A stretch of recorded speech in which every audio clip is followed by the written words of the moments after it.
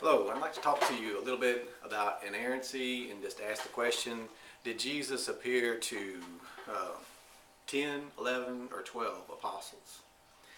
In 1 Corinthians chapter 15, verse 5, we see where Paul recorded that Jesus appeared to Cephas and to the 12.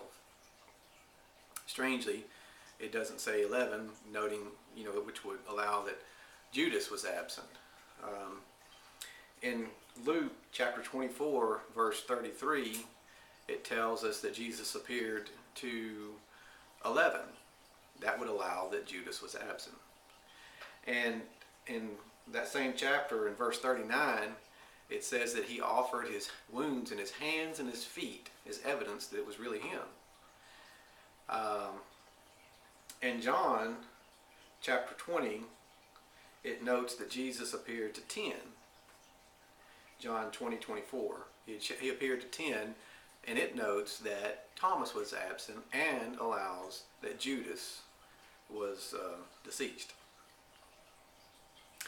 Now, you have to remember there was one added to the 11, that was Matthias, but that wasn't until after the ascension. So in none of these cases is Matthias a part of this number.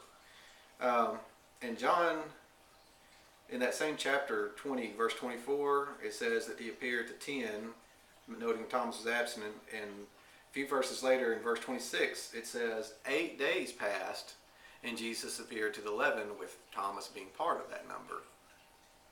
Now, earlier in another video, it indicated there's places where it indicates that Jesus is the Almighty God in about a dozen places in the Bible, and then I noted how that they are conjectural and you can't find one version of the Bible that just runs straight through the list consistently. You have to go to various versions to get it.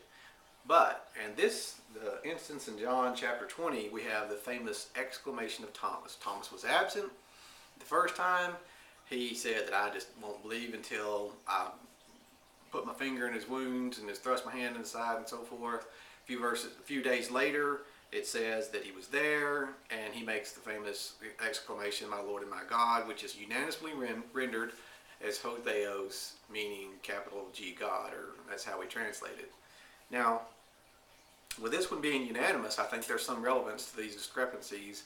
Did Jesus appear to 10, 11, or 12 apostles?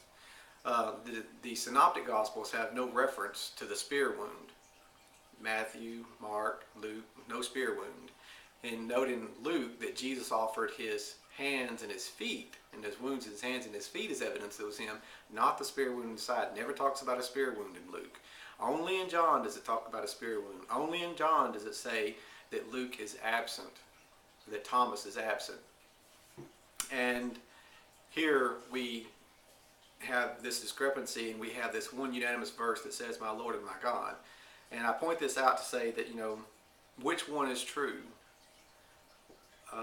If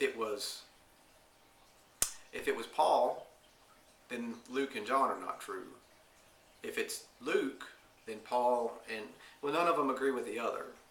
And it's just clear, concisely stated facts about a very, very important event. And I just offer this as one of several places of errancy that can be found in the Bible. And the reason I offer this is not necessarily that I would throw rocks at the Bible as a whole. It's just a point that people need to realize that the Bible does have errors in it, and that they're not on quite as safe a ground as they think they are when they take one verse and stand on one verse.